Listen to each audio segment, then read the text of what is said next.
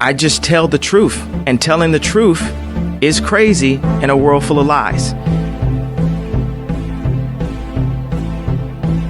If you mix brilliance with bravery, that we can ignite something. Even this conversation alone can ignite the people. The time is now to express and for people to believe in themselves. The time is now for it to be okay to be great. People in this world shun people for being great, for being a bright color, for standing out. But the time is now to be okay to be the greatest you. Hey guys, what's up? It's your girl Kelly. We are back with another video, and if you're new to the channel and you enjoy things such as true crime, stories, news, and politics, go ahead and hit that subscribe button, guys, and join me here. I think you will enjoy, and I would appreciate that very much. If you are not new to the channel and you're returning, thank you for being a friend as always, and please make sure that you guys are still subscribed, and go follow me on Twitter if you would at least do that for me. I would so very much appreciate it, guys. That would be epic. Thank you in advance. So guys, this is going to be a quick little video. I wanted to just come on here and touch on a few of the more recent stories that we are seeing that is very indicative of the society that we are coming to know. It is very indicative of the type of culture that we are fostering in this country, and how it is just it is proving to be an utter disaster, as we all knew that it would be.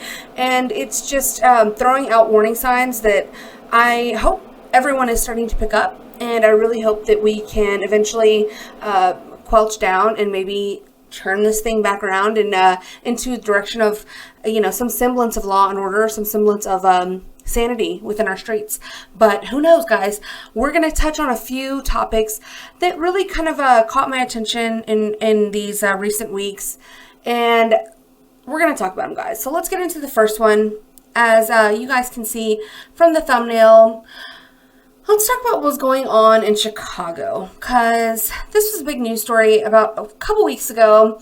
I didn't really touch on it on this channel because, you know, I mean, there's really nothing to say. It's absolutely an abomination. It is completely chaotic and reckless, and just, I mean, it's happened. There's no rhyme or reason for this type of behavior, but yet here we are. We find ourselves in these sorts of predicaments all the time. So it was called a teen takeover by some. Okay, Fox News to be specific. This article comes from them. Terrorizes Chicago as hundreds of teenagers destroy property, attack tourists. I'm sure you guys have seen these videos. If you haven't, let me know in the comments what you think about this, because it's pretty eye-opening. So let's get into just a little bit of this footage here from Chicago.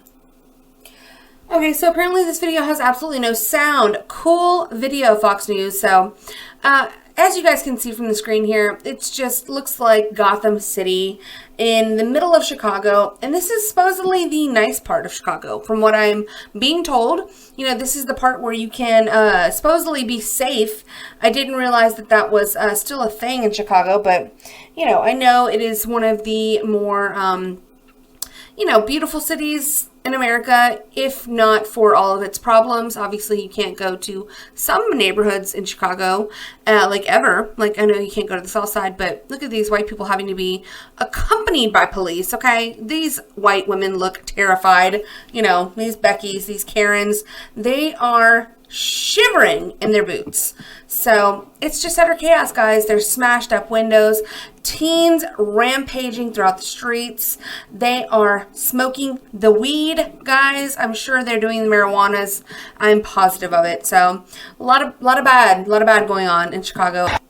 Okay, let's get into this video from the New York Post and see some of the footage from this riot that was going on in Chicago just a few weeks ago. April 17th, this video is, and this article's from.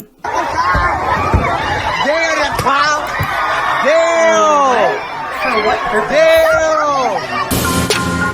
Chicago's mayor, excuse me, you're loud in your music and I didn't realize what's going on. You're going to be playing this? Cool. Chicago's mayor-elect said the city should not demonize the people, guys. because they're people who rampaged through the loop over the weekend. This guy right here, Brandon Johnson, in a social media-fueled teen takeover that resulted in 2 people shot and 15 arrests. Mayor-elect Brandon Johnson condemned the violence before claiming it wasn't constructive to vilify the rioters who've been starved of opportunities, guys. They are hungry. And what do they want to eat? They want to eat opportunities, okay? Let them eat opportunities. I believe Marie Antoinette said this, okay? So what are y'all complaining about? These teens, they want to see jobs, okay? They need to see jobs in their communities, or else this is what's going to happen when you starve people of opportunities, okay? It's well-known fact. Okay, we continue. Some online wanted a more aggressive response from Chicago's new top boss. I mean, a more aggressive response to this kind of crime? Who are those people? Chicago is getting exactly what they voted for. Looks like the Chicago youth are taking plenty of opportunities. Good luck to the new mayor-elect. These are all tweets, guys. Excuse me, baby. No, thank you. Anyways. So, yeah, guys, if you live in Chicago, I have to be frank with you. This kind of is what you voted for and what you asked for. Hate to say it, but hate to be that person. It is so true. Y'all, they had an opportunity out there to elect a more moderate person who was going to speak out more firmly against this sort of thing. And instead, they went for somebody who was even more left of Lori Beetlejuice Lightfoot, and just, it's a joke at this point. You know, they give these cities, they throw, the city gets thrown a bone, like in the case of LA, they had the chance to recall Gavin Newsom. They had the chance to recall George Gascon. And what did they do? They let it slip through their fingers because they were too proud to, instead of letting go of their crazy leftist Democrat and maybe just taking a chance on a Republican or even a more moderate Democrat, they were too proud to give that to give up that W and maybe take the L. But in the end, it was going to be a W for them and for their livelihood and for their cities. No, couldn't do it. And same thing goes for Chicago. So it's hard to feel any sympathy or empathy for these people. So Johnson is a progressive Democrat and former teachers union organizer who was elected mayor earlier this month, released a statement Sunday reacting to the disorder in his city that resulted in a shooting and more than a dozen arrests. Okay, and we already read his statement. So, he's just an utter idiot, okay? It is not constructive to demonize youth who have otherwise been starved of opportunities in their own communities. Guys, I told you they're hungry. They want to eat all of your opportunities. So, give it to them. Just when somebody points a gun at you and says, give me the opportunities or you will die, you just give up those opportunities, guys. Don't die for those opportunities. Give them up. Let them eat them, okay? That's all there is to it. So it's just utter shambles happening in all of our cities across America. If you are in one of these places, and you have been trying to make a difference, I don't really know what to say to people like you. God bless you for staying and trying, but it's looking more and more bleak as the days progress, okay? So these are just some still images of the hungry teenagers, guys. You can tell they're starving for opportunities. I mean, if there was a contractor with 1,000 jobs available, this would have all been put to an end. These teenagers would have marched off of this bus and gone and put on a hard hat and strapped up their boots and gone to work, guys. All they want is an opportunity. That's it. Okay? Duh. Think about it. So, what do y'all think of all of this chaos that we've seen in Chicago? Obviously, people, reported on it because it was a big thing. But, I mean, people eventually stop showing any interest in things like this. You see these events happen and they might be hot news for like a day or two, but then it kind of drops off and it becomes old news. So this could still be going on in Chicago today, and I'm sure nobody would even know about it. And I'm sure there is still some form of this We see it every day on Twitter. People, looting stores. Even to this day, it is insane to me that people are just up and looting stores for no reason. It's like organized crime syndicates that just get into these large groups, organized groups, and run into these stores and completely wreck shop. Okay, it's utter insanity. We are living in Gotham, guys. So let me know what y'all think about Chicago and all of the crime we've been seeing all over this country. And do y'all think it will be coming to an end anytime soon? The organized crime, the groups of people that are organizing themselves, getting together, rioting, and revolting against the cities. I mean, I have to say, in a way, I kind of respect their organization skills, and I respect their chutzpah, because at least they're doing something. At least they're organizing themselves into groups and actually doing something. It might be the wrong something, but if people, the right kind of people, actually would organize themselves and maybe do a little more forceful activism, I don't know, guys. I'm just saying, maybe a lot of us would be a lot better off. I don't know. I disavow all violence at all costs. So y'all let me know what y'all think, and let's move on to the next story. Have y'all heard about this one, guys? A Texas man pauses his date to kill a fake parking attendant, then returns to restaurant, court records show. So let's read this, or let's actually first watch this video. Excuse me. And this is 29-year-old Eric Aguirre, his hands in cuffs as he makes his first court appearance days after police say he shot a man posing as a parking attendant in Edo. Michael Hanover is a prosecutor in the DA's office. The allegation is that he pursued and shot an individual who he had encountered in a parking lot outside of the Rodeo Goat restaurant. Investigators say Aguirre paid Elliot Nix $40 to park in Edo, but a restaurant waiter told him it was a scam. From there, court records state the waiter watched Aguirre, quote, run back to the Cadillac and get a pistol out of the vehicle. The documents then say Aguirre ran after the complainants out of view with the gun in his hand. Authorities say the 29-year-old was out on parole for aggravated assault in another county at the time of the shooting. He was arrested days ago when his date came forward after seeing this Crime Stoppers picture. She wanted to do the right thing. She wanted to make sure that she came forward and told the police what she knew. Yes, The penal code in Texas and in 49 other states and in most civilized countries doesn't give you any legal basis to shoot and kill someone who ripped you off. Well, damn. That was a fuck around and find out moment, guys. So, I don't know. I'm not saying it's good. It's definitely not good at all. And somebody like that obviously was a dangerous criminal. He had been arrested before for other dangerous crimes. But yet, he was out on our streets, just waiting to kill somebody who ripped him off, for $40. $40 was worth someone's life to that man. And, people can sit around and act like, that we don't live in this world, that we don't live in a world where somebody would kill somebody over $40 freaking dollars, okay? But the sad reality is that we do, okay? So maybe if all of the foolishness on both ends would just, maybe cease to exist, we could maybe move on from this insanity that we're living in. Don't be out here scamming people for $40, acting like a fake parking attendant. And then on the other side of it, maybe don't go and shoot and, grab your gun and shoot someone who scammed you out of $40. At some point, somebody's got to let it go. Be like Elsa, let it go. And then, maybe just move on with your freaking life.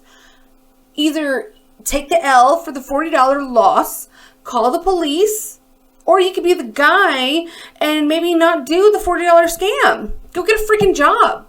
Or if you're illegally here, then go back to your home country. I don't know what you need to do. But don't be out here scamming, because you might lose your life over somebody who is just crazy enough to take it for $40. So that's all. That's all. That's really all.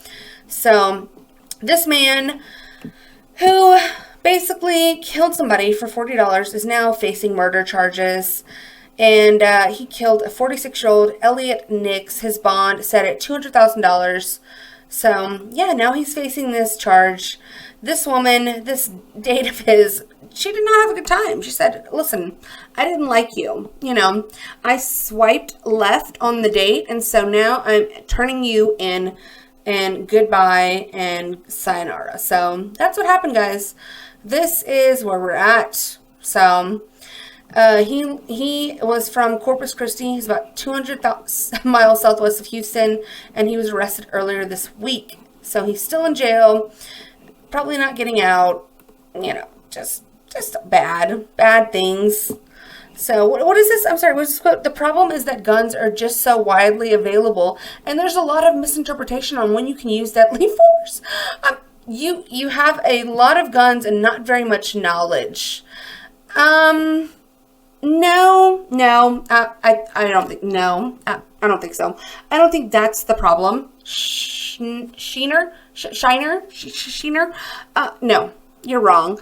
The problem is not that guns are just so widely available and people just don't know what the F they're doing. You know, when is it okay to kill somebody? I have no idea. No, the problem is a lack of morality, a lack of, self-discipline, a lack of human emotion and empathy and, caring for our fellow citizens. That is the problem. I think people know when it is okay to kill and not kill somebody. I'm pretty sure this man has probably been jacked or scammed before and probably didn't kill every single person that did him wrong for more than $40 or less than $40 or whatever. People know that it's not okay to kill somebody, go back to and pursue somebody after you've already left their presence and they no longer pose a threat to you. That's not self-defense. That's not okay to use deadly force. I think people know that. I think people just don't give an F anymore. People are in a lack of caring phase in this country. So that is the utter state of our country. It is not, there's too many guns and people just don't know what the F they're doing. No, wrong take, bad take, loser take. So let's move on to the next story, guys. This was an interesting one, and I do want to get y'all's viewpoint on this story because this is kind of, I don't know, I have mixed feelings. So let's read the article. Suspect charged with manslaughter after 2 officers died in a helicopter crash while chasing him. Okay, so DeAndre Dwayne Bessie led police on a high-speed chase, officer said. Sergeant David Poirier and Corporal Scotty Canzero died in a helicopter crash during the chase. 2 police officers died in a helicopter crash while helping in a high-speed chase, and now the suspect is charged with 2 counts of manslaughter, authorities announced Monday. DeAndre also faces a count each of aggravated flight from an officer and 1 count of aggravated obstruction of a highway of commerce. The Baton Rouge Police Department in Louisiana identified the victims as 17-year-old veteran of the department David Poirier and 16-year veteran Scotty Canzero. Both officers were assisting uniformed officers in a vehicle pursuit when the helicopter crashed. So this is very odd, I don't know, this is bizarre circumstances here. According to the West Baton Rouge Parish Sheriff's Office, the Baton Rouge cops were chasing a 2014 Ford Mustang on Sunday at approximately 2:27 a.m.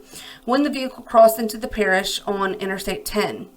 The driver, later identified as Bessie, exited the interstate onto LA 415 northbound. Deputies said he allegedly continued fleeing Baton Rouge police, going at or near 135 miles per hour.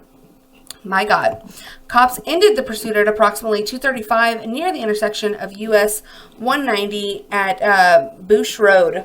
According to the sheriff's office, West Baton Rouge deputies who did not participate in the chase were dispatched at approximately 3:14 a.m. to a residence on Poydras Bayou Drive regarding an abandoned vehicle, they said.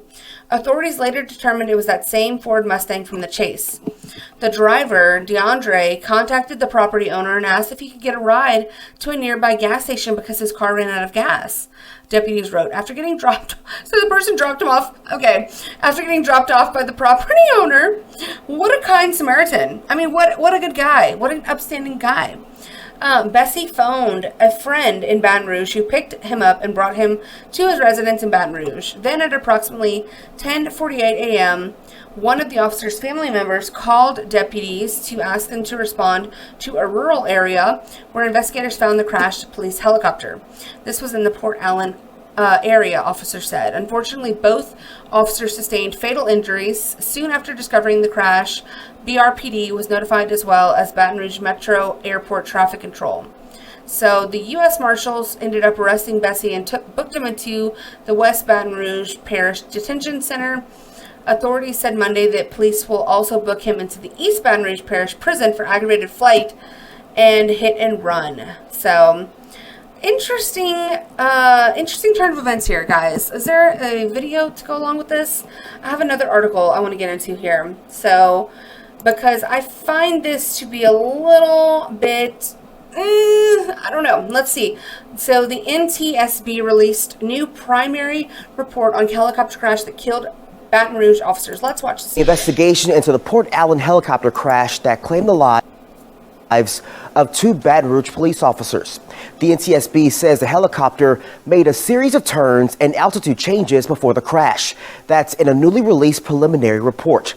The data intake also ended when the chopper was over 1,400 feet in the air. The NTSB says there were no witnesses to the crash, but that a family member pinged one of the officer's cell phones when he didn't return home. This showed his signal was coming from a remote area in West Baton Rouge Parish. Sergeant David Poirier and Corporal Scotty Canizero were on board the helicopter and died when it crashed in an open field in Erinville back in March. What in the F? Like, this is so weird. The details are so sketch on this, okay? So, I don't know. Okay, let's see. This is about the funeral. So, I just want to know.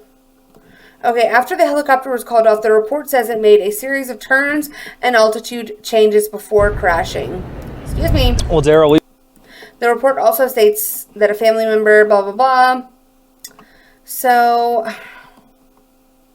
how is this man's fault? I don't understand. Okay, y'all tell me. Y'all tell me if I'm wrong. I'm not seeing how it is the fault. Obviously, like, they would have never been dispatched to the helicopter chase had it not been for this man breaking the law and needing to be pursued. But if they called off the pursuit and the driver, the pilot of the helicopter, was negligent in its operation of the helicopter, then, like, it just, I don't know. What do y'all think about this story? This is very interesting. I'm going to have to dive more deeply into this because I thought there would be more details in the news report about the preliminary report, but I will have to look more further into this, maybe get back and do a deeper dive on this because I find this to be fascinating, and I'm not convinced that that this is the appropriate course of action to take for charging this man with manslaughter for the deaths of these 2 officers. If anything, it should be more like, whenever that would be like, y'all remember when Kobe Bryant had the helicopter crash or whatever, and it was later said that somebody, I forget if it was Kobe Bryant or the other guy, had like kind of pushed the pilot to still fly on that day, even though there was like sketchy conditions and stuff. So like that would be like them going back and like charging the family after the fact and being like, well, it was your fault that the helicopter was out that day. No, they ended up like saying that it was the helicopter operator's fault because he didn't operate the helicopter in a manner that was safe and ultimately landed them in a secure location and operated the helicopter in a manner that would not result in the deaths of all those people. So I don't know, like I feel like it's more leaning towards the pilot of the helicopter, not so much the person who initiated the reason for the helicopter to be manned and flown up into the air and then, very tragically ended up resulting in the deaths of these 2 officers. But what do you guys think? This is an interesting one. I find this to be extremely bizarre. And so I would love to know your thoughts on it down below. And the last thing, guys, that I want to cover is going to be this. I'm sure you guys have heard about this, or maybe you haven't. This is a more recent one. Okay. This just came out yesterday, I believe. Illegal immigrant deported multiple times, kills 5 in Texas. So I picked this story specifically because there was a lot of bad reporting happening on this very story. There was an illegal immigrant by the name of Francisco anyways, I don't care. He's wanted for shooting 5 and killing 5 people in Texas, basically for confronting him outside in his yard for shooting off I believe an AR-15 rifle in his front yard haphazardly, as he had previously done before. And he didn't like that very much. He didn't like this family next door telling him what he could and couldn't do on his own property. So he goes inside to their house and onto their property where 10 people were residing and cohabitating in that home, and kills 5 people, including an 8-year-old child, okay? And then made off and tried to get away. So this person was an illegal alien who had been deported 4 times, okay? And deported multiple times since 2009. So the exact number is unclear due to conflicting reports. So we'll just say 4+. He was also convicted of driving while intoxicated in 2012. So these are the types of people, when Trump said, and people got in such a big, their panties in an absolute twist over Trump saying they're not sending their best, they're sending rapists, they're sending killers, they're sending gang members. Was he wrong? Was he wrong? They're not sending their best, okay? This is what they're sending for the most part. Yes, we can't, it's possible for you to make a generalized statement and not mean every single person in that subset of, or that group that you're speaking on, okay? It's possible, guys. I know. It's called nuance. It's a little thing, it exists. This is what he was talking about, okay? For the most part, when it is, these young fighting-aged men who are coming into the country, they are not civilized in the same manner that we are in this country, okay? They're not assimilated. They do shit like this. They act like they have no moral compass. They act as if there is no consequences for their action because they've crossed over into our country illegally. They have no roots here. They can go back. If they do something like this, they can just run away, try to get away, and then go back to their home country and just, everything will be forgotten. It will just be swept under the rug. But not this time. Luckily, I can report that this man was caught, okay? But I do want to say that some of the, like I said, the reporting on the story made me sick to my stomach. So I want to get into a few of these videos on YouTube and just the way that they're titled and the uproar over not the fact that this man killed 5 people, including a child, okay? No. That's not what they're upset about. Outrage after Governor Greg Abbott illegal immigrants tweet, okay? Let's get into this. Governor Abbott has come under fire for his tweet responding to the shooting, where he identified both the shooter and victims as illegal immigrants. I mean, Sherman Chow was in the newsroom. You can't call a thing anymore, guys. You can't. If people are illegal immigrants, you can't say that because it's mean. Don't say, if a man is dressing up like a woman, you can't call him a man because that's mean. Please, guys, stop. My head hurts. Mean tweets are bad. No, I'm sorry. The truth is the truth. The truth shall set you free. We must embrace it. We must enjoy it. We must love it.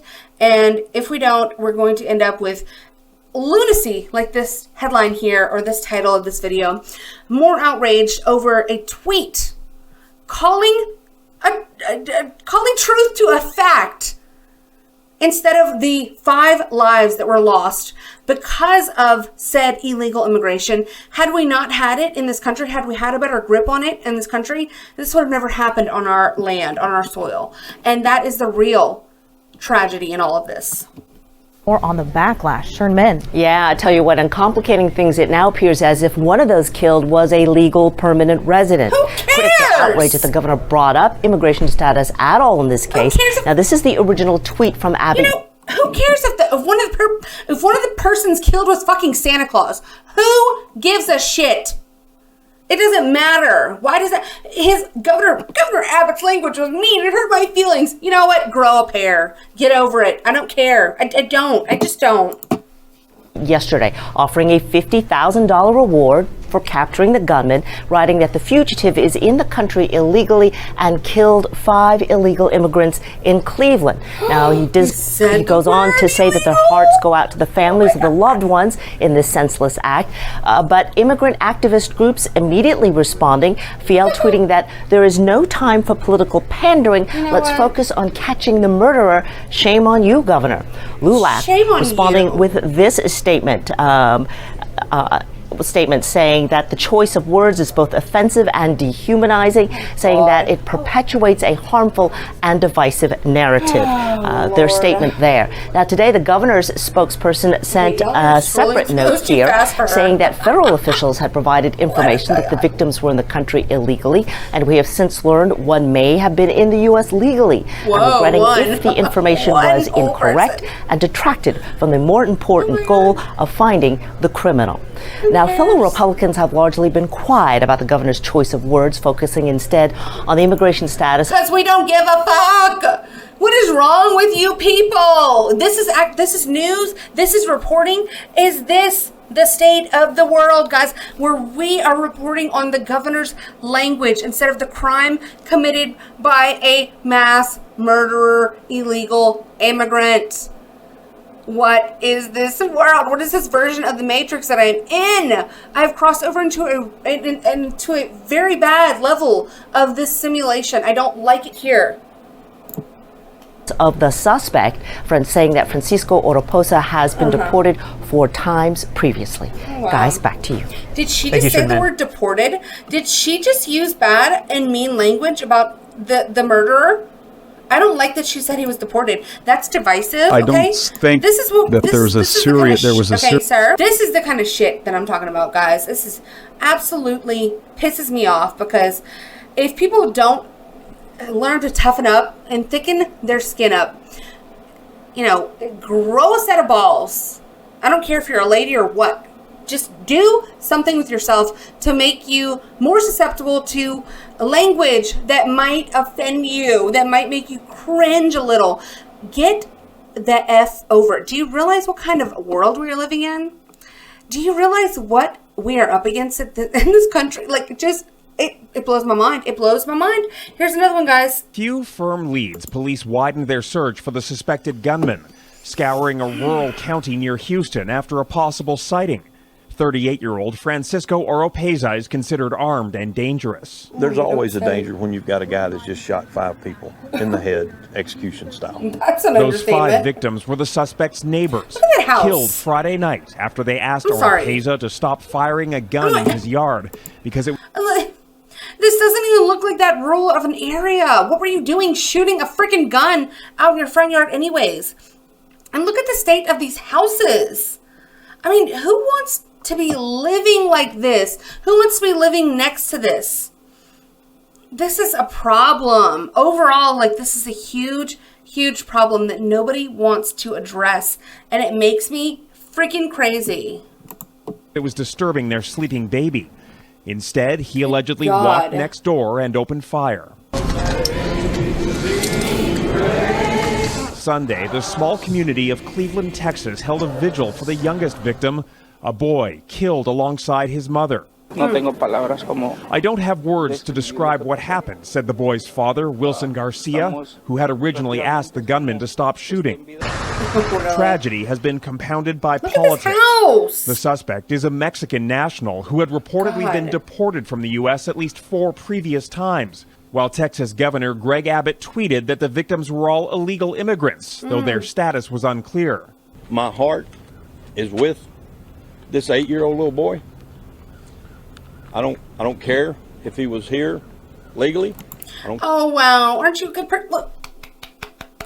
Golf clap to the man who doesn't care if they were here legally or illegal. You know what? You get nothing, sir. You get nothing for that stance and that comment.